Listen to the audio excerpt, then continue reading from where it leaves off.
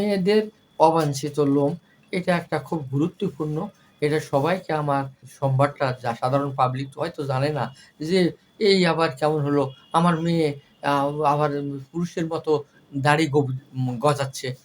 এইজন্য তাদের আমি বলি যে, এই সমস্ত মেয়েদের দেখবেন যে তাদের দাড়ি গজানোর সঙ্গে, সঙ্গে তার মাসিকের পরিবর্তন আসতেছে।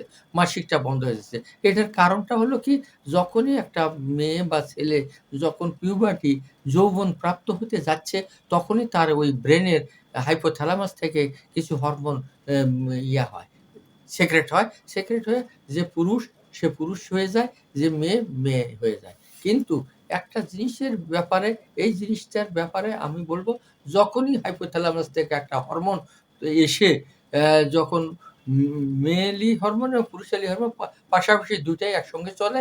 কিন্তু যখনই দেখা যাবে আধিক্যতা হলো পুরুষালি হরমোনের, অ্যান্ড্রোজেন বলা হয়। এই হরমোনের আধিক্যতা যদি বেশি হয়ে যায়, তখন দেখা যায় যে তার মোজ, দাড়ি গজাচ্ছে বা একটা পুরুষের মতো তার চেহারা হচ্ছে। এইজন্য এটা তাদের ফির আবার দেখা যাবে বয়সকালে তার মাসিকের অনিয়ম হচ্ছে, হয়তো মাসিক বন্ধ হয়ে যাচ্ছে, হয়তোবা দেখা যাচ্ছে যে তার পিরিয়ড হচ্ছে না। পে ম ম মাসিক বন্ধ হয়ে যাচ্ছে ৩-৪ মাস থেকে। অথবা মাসিক হচ্ছে কিন্তু ১ দিন বা এ এম অল্প থেকেই আবার ঠিক হয়ে যাচ্ছে।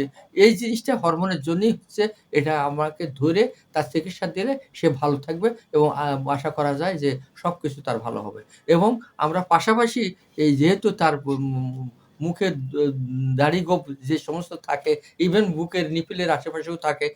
এই ব্যাপারটাকে আমরা একটু আ আমাদের হরমোনটা আমরা চিকিৎসা করে দিয়ে তার মাসিক এবং ইয়া-টিয়া দ্যাট ইস হরমোনের চিকিৎসা দিলে তার নতুন করে পশম গজাবে না এবং এর সঙ্গে যে কটা গজানো আছে এগুলা আমরা স্কিন স্পেশালিস্ট যারা আম ইয়া আ লেজার করে তাদের কাছে আমরা পাঠিয়ে দেই। তাছাড়া অনেকে কেউ অল্প হলে এ প্লাকারিং, ইপিলেশন এবং উম রিমুভাল দিয়ে ওটা ঠিক করে নিতে পারে। এর জন্য আমাদের একজন বিশেষজ্ঞ ডাক্তার এন্ডোক্রাইনোলজিস্ট হরমোন বিশেষজ্ঞ সঙ্গে যোগাযোগ করলে সবকিছু এর জন্য কোনো টেনশন করতে হবে না। এর জন্য কোনো বাহিরে চিকিৎসার জন্য দরকার নাই। আশা করি আমাদের দেশেই সুন্দরভাবে চিকিৎসা হবে।